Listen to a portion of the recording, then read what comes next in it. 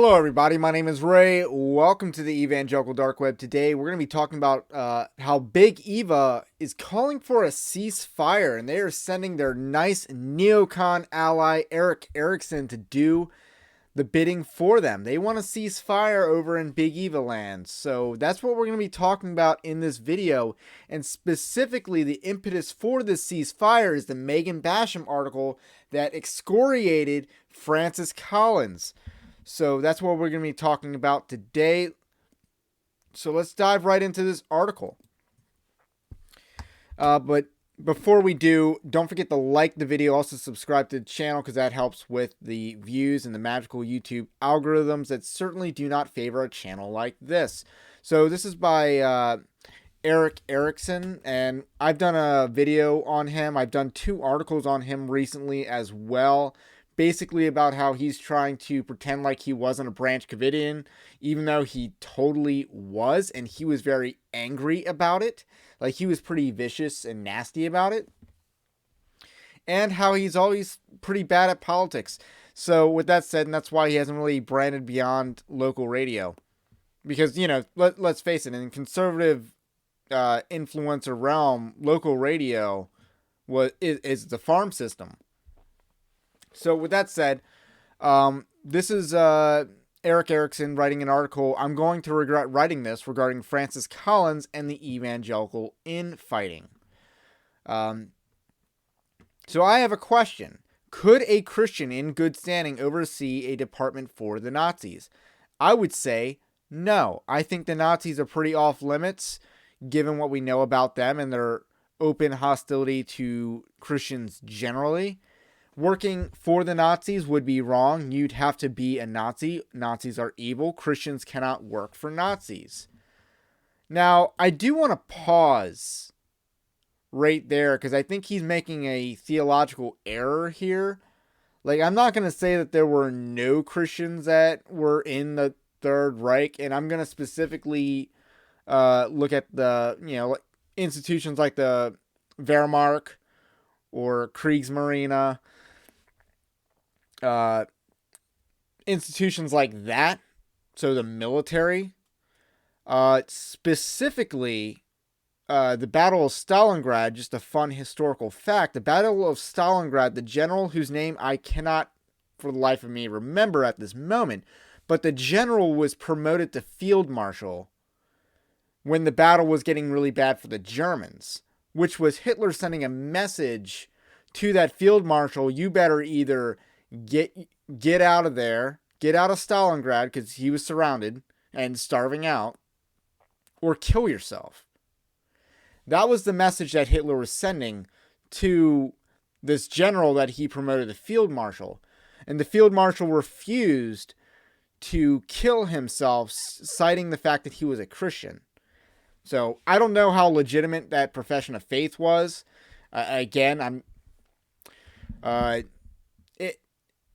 What I am trying to say is that there was at least some sort of... There probably were people like that serving underneath Hitler and the Wehrmacht. So I think that's a pretty... that he goes a little too far with that statement. You'd have to be a Nazi. Nazis are evil. Christians cannot work for Nazis. Now, here's the thing, though. I would actually make a stronger case for the Democrats. You cannot be a Democrat. Democrats are evil. Christians cannot work for Democrats. In our American context, I think that makes a lot more sense than even in the German context where, you were fighting a war for your own country. Like, the Democrats are actually trying to destroy their own country in a political civil war. It's a false... it's Godwin's law, and it's a bad example of it because I just don't think it works because Germany did have an underlying Christian influence. Obviously, the church in Germany at the time was dead, so I don't know how much of an influence. But it's just such an asinine comparison that he even has to go to the Nazi example to make his case. So let's just skip ahead because now he's going to be talking about corporate America and going to be trying to draw an equivalent there. I don't want to read this whole thing because it's rather long. So let's get to where he introduces Francis Collins. Then there is Francis Collins. Megan Basham has a pretty powerful piece directed at Collins, a self-identified pro-life Christian, that's a joke, who runs the National Institutes of Health, who ran. I believe he's retired from that. I've heard a lot of evangelicals vouch for Collins over the years and was shocked to read Basham's piece. Why was he shocked? Like, is his head so far up his butt that he just isn't paying attention? Having made a lot of calls and talked to a lot of people inside of the NIH and evangelicals leaders who know Collins, I find the issue more complex than I first did. I don't know why. I'd like to note, too, that Collins should have talked to Basham. He did not. In fact, a group affiliated with Collins, I believe it was BioLogos, arranged a meeting, left Basham on a Zoom call, then canceled. That's just rude. I'd also like to note that Collins does consider himself a believer in Jesus Christ and a pro-lifer, but he does not believe in an actual Adam, which puts him directly at odds with Jesus and definitely with Paul, a man who Jesus Christ directly charged with spreading the faith. But having talked to several people who know him, I think his faith is sincere, even if I think he's wrong on some stuff. Really. That's theological liberalism, not believing in an actual Adam. I hate the terms historical because that just is that's rooted in theological liberalism because you want to distinguish between historical and biblical. Like, I don't like that term. So Francis Collins does not believe that the Bible's authoritative, does not believe that the Bible is inerrant. He's not a Christian for that alone.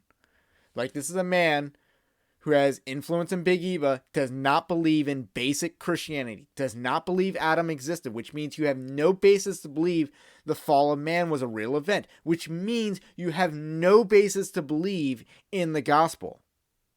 If you don't believe that Adam led to the fall of man, you have no basis to believe that second Adam leads to the reconciliation of man, the resurrection of man. You have no basis. So Erickson is affirming a false convert, a theological liberal, which is another word for apostate. It's a euphemism, really. I'm not sure committed Christians should be in charge of NIH. Given what NIH does, one of the big issues, though, is research on fetal cells. A senior executive at the NIH who asked to be nameless to speak freely, and an evangelical leader who knows Collins both told me that NIH research on fetal tissue is based off Reagan-era guidelines that were developed in consultation with pro-life Catholic bishops. The NIH had not sanctioned the abortions, encouraged the abortions, or paid for the fetuses, but recognized some research for humanity was best served researching on those cells. The Reagan administration, seeking pro-life guidance, sought the Catholic bishops for input as guidelines were developed. I'm going to read Erickson's next portion before I dive into the Reagan fact. A lot of Christians have qualms with this nonetheless. I put it in Genesis 50:20 camp.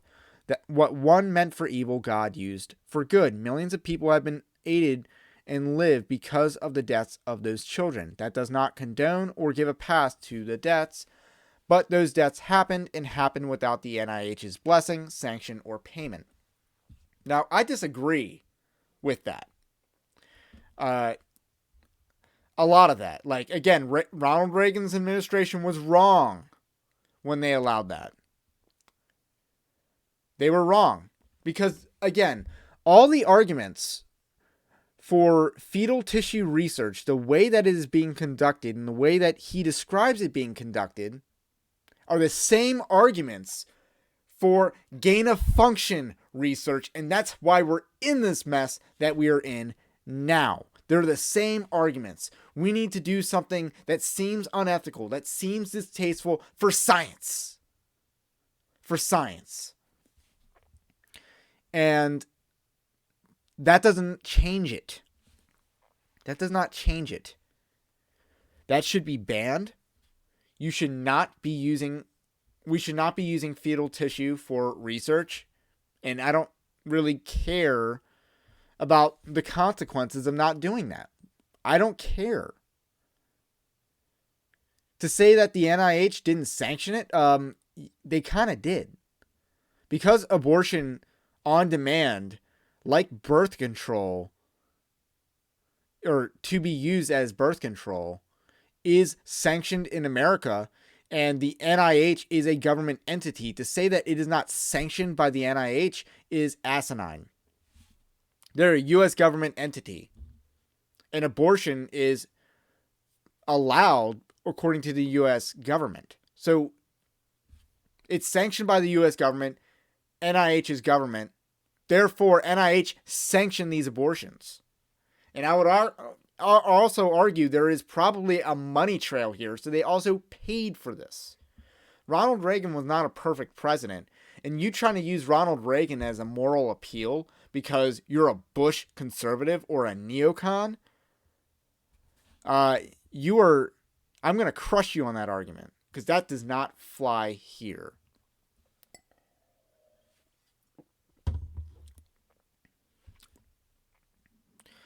On other issues, I still have qualms with Collins' position, though the NIH executive tells me it is important to understand that Collins does not approve and sanction all research and funding. Of the funding Collins has directly overseen and approved, only little would be controversial.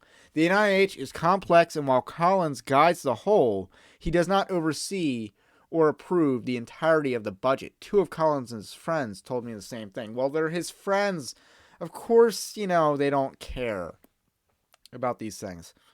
So here's the other point. Collins not only supported fetal tissue research, he expanded it to record level spending. You can look at, I believe it was the University of Pittsburgh that he was involved with, in the acquisition of more aborted babies, murdered babies. As well as he's defended this. I'm sorry, the Catholic position doesn't cut it. It just does not cut it. I think the Catholic position cuts it better if you're the person that's taking a drug that's loosely, that was tested on this. It goes for that person, I believe. It's a more accurate application of the Catholic position. Not the person doing their research.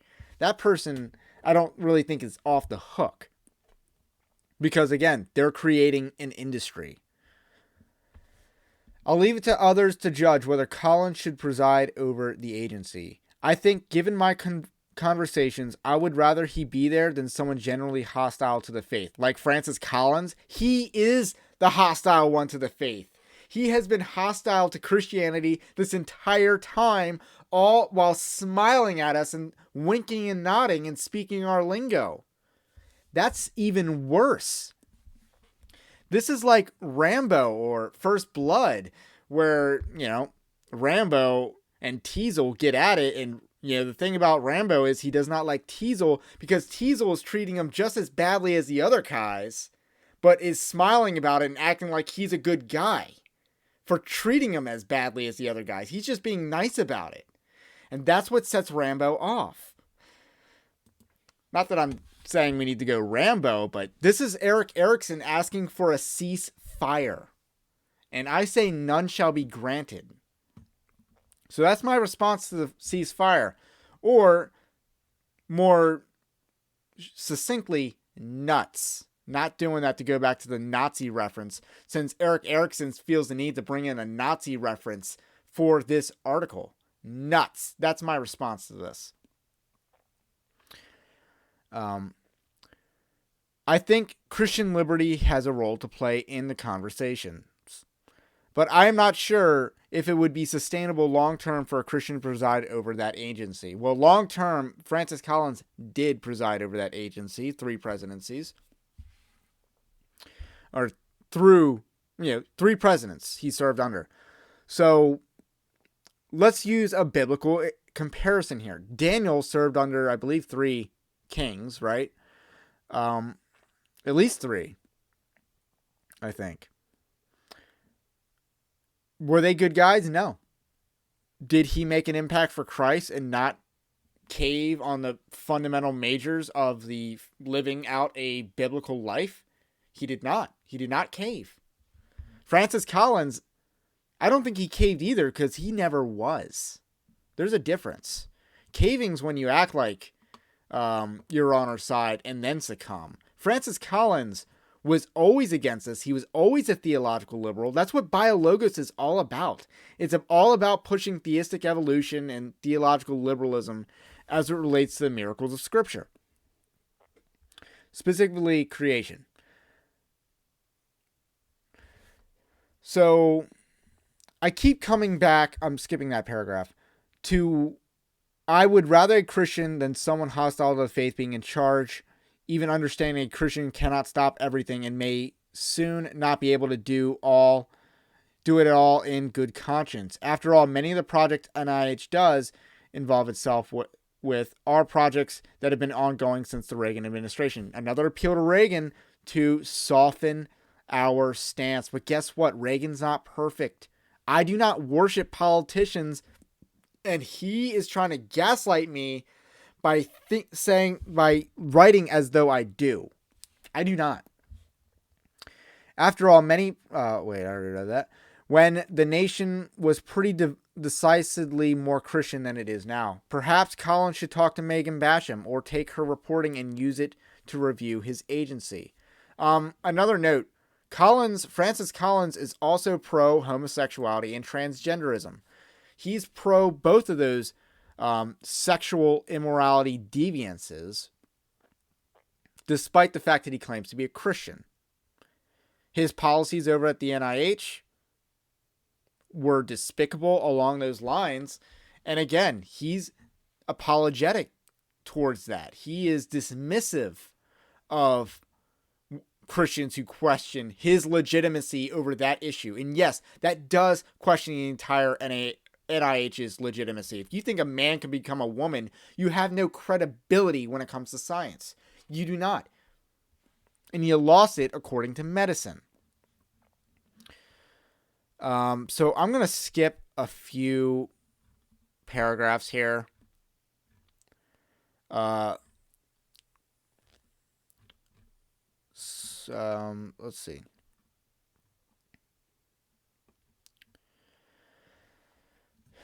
But then there's another angle. Okay, so I want to read this one. I'm seeing a lot of condemnation of evangelical leaders for working with Collins. Personally, I think they probably saved a lot of lives. We need to call that because Francis Collins was involved in funding gain-of-function research. That means he was in part responsible for the deaths of hundreds of thousands, millions, I don't know. Also, who suppressed early treatment options? These people, how did people die? Is it really the virus, or was it the doctors? Or was it coded because of NIH and CDC guidelines? So coded deaths were the greatest number. Medical malpractice is the second greatest number. And then people who legitimately died from the virus is the third greatest number. And that they didn't even get into the jab discussion as far as injuries and deaths from that. We're not even touching that yet. But then there's another angle to this. We are seeing a realignment within evangelicalism right now, with some derisively called Big Eva spending way too much time lecturing evangelicals on their faults. I tread carefully here because I have dear friends in this camp who I love dearly. But can y'all just give it a rest a bit?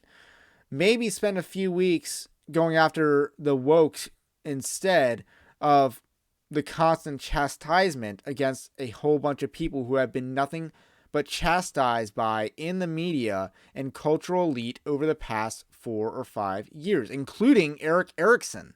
He would be in that list.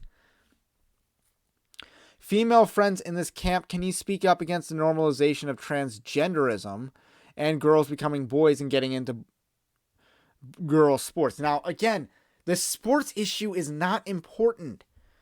The reason why we should care about that issue, because that is our proxy into getting transgenderism out of the public sphere entirely, because these people don't exist.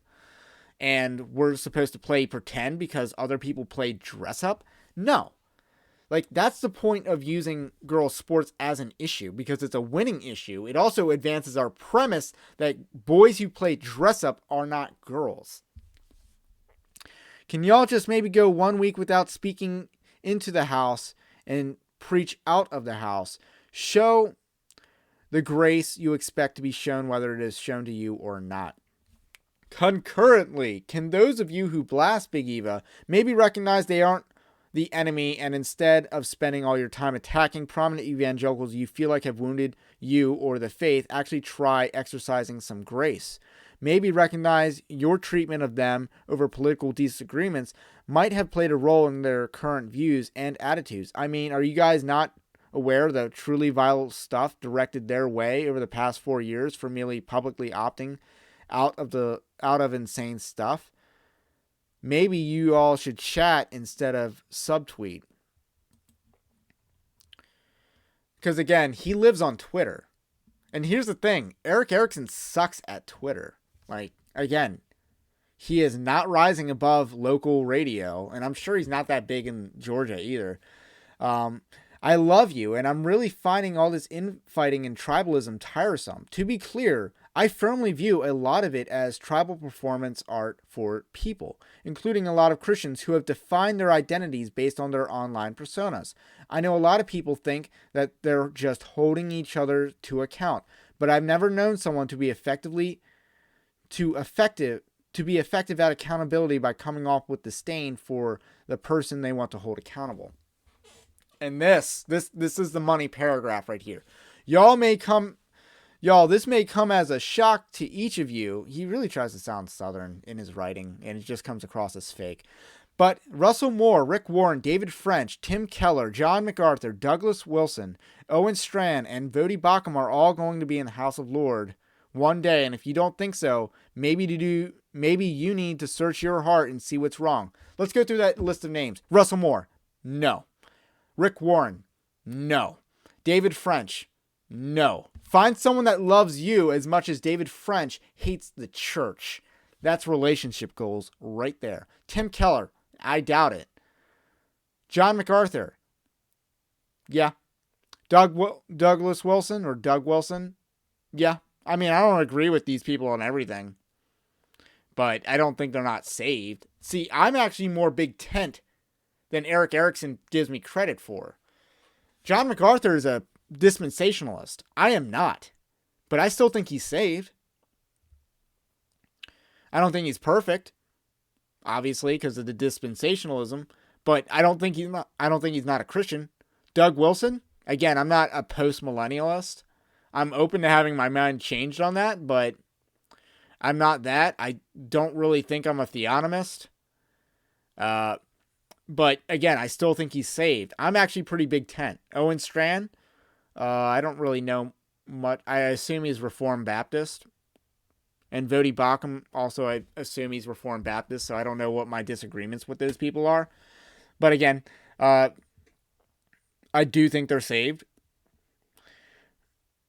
But Russell Moore is just an obvious fake. He's an obvious enemy within the church. Rick Warren, it's pretty obvious. That guy sold out a long time ago.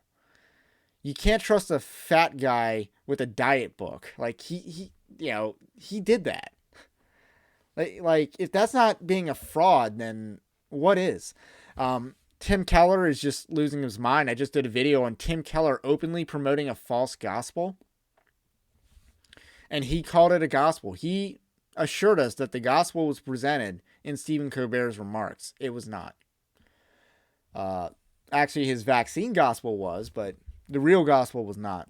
You may not realize this, but God is still sovereign, even without your mean tweets, and the Holy Spirit still moves among us, even without your 1,000 word think pieces. Again, he thinks Twitter is real life. Twitter is not real life. Mean tweets don't matter. And if you think mean tweets matter over policy, you are a problem.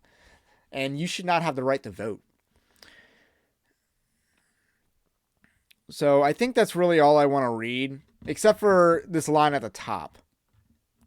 Actually, being a paid subscriber helps keep the left from canceling me and keeps me on radio talking politics, culture, and even faith. Really? Who is coming to cancel Erickson? That is such a bad joke. The people that decry, I feel like the people that decry cancel culture the most on the right are the people least likely to be canceled, like Ben Shapiro. No one's canceling Ben Shapiro. Because he plays ball with the algorithms. He has also partaken in canceling other people. So I just, the people that cry cancel culture the most on the right are probably the people that have done it in the past, and probably also the least cancelable. So that's just something to note. I just think it's ironic. And there's really nothing else to say about this. Again, my name's Ray. This is the Evangelical Dark Web. I have a bit of a cold right now, so I hope you are able to bear through that. Don't forget to subscribe to the Evangelical Dark Web. That's the least you can do. And if you really like the channel, become a subscriber over at evangelicaldarkweb.org/join. It's a Patreon-like system. Let me know what you think about what I think in the comment section. Big Eva wants a ceasefire. I reject that ceasefire offer because we are winning here. We are going to win. So have a blessed day, and I will catch you on the next one.